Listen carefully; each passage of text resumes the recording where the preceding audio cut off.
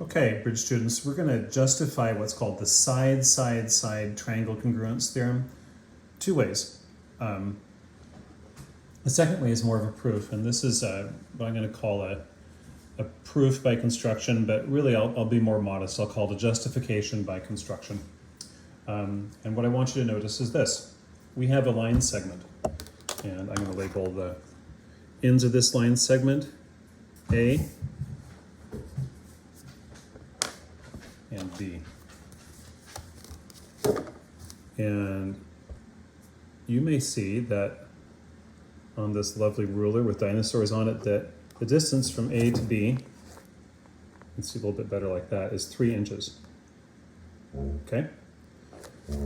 You can hear my dog in the background too. He wants me to play with him, but it's not going to happen right this second.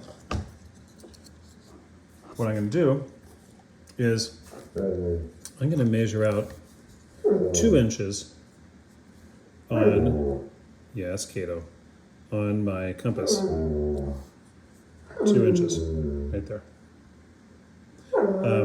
Actually, a little wider. Okay. I'm going to start at point B, and I'm going to draw a circle actually with my compass.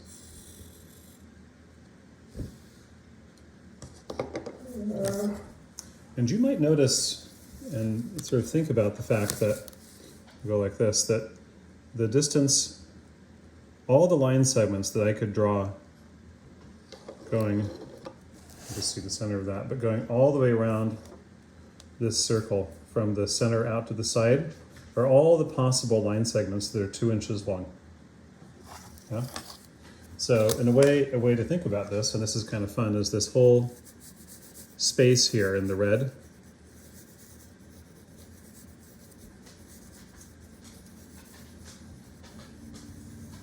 is basically the field where all the possible line segments could be that are 2 inches long that emanate from the point B.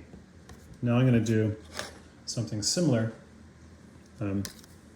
here, but instead of having a 2 inch long radius, I'm going to make this one maybe 1.5 inches long, like so. Now I'm going to make a circle at A.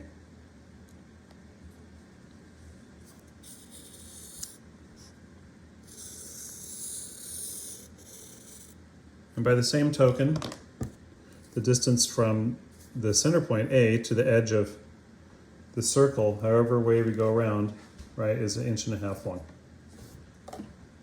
And just to kind of like think about this as a whole, essentially, field of possible 1.5 inch long line segments, I'm going to shade that in just for fun. That's not essential to the justification here, but it's interesting to look at. What I do want you to look at are these 2 points of intersection here, right here, and right here. And those are going to be the 2 possible places where we can draw a triangle that has a segment that's 1.5 inches long coming off line segment AB, here and here.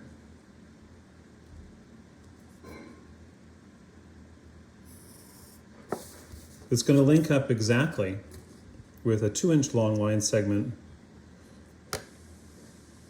here.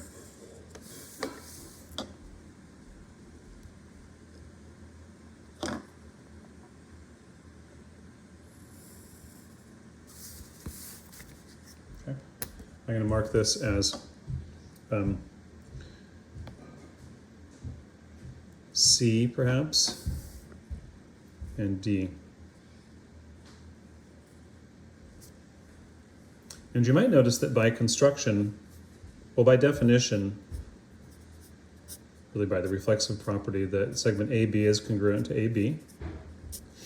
By construction, we have AC is congruent to AC, and we have CB congruent to BD.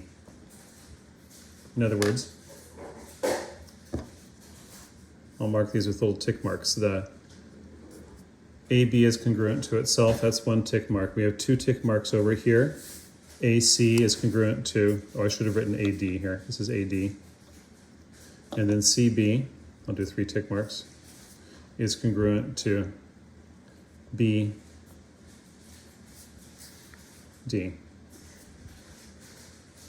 So we definitely have side lengths that are the same. We really appear to have angle measures that are the same. I'm not going to get my protractor out right now, but if you were to measure this, I think you would find, in fact, I'm certain you would find that the angle measures are the same.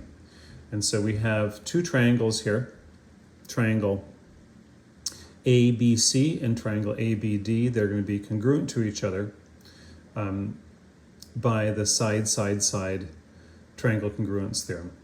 Now this is not a formal proof, but I think it should give you an instinct for why side works.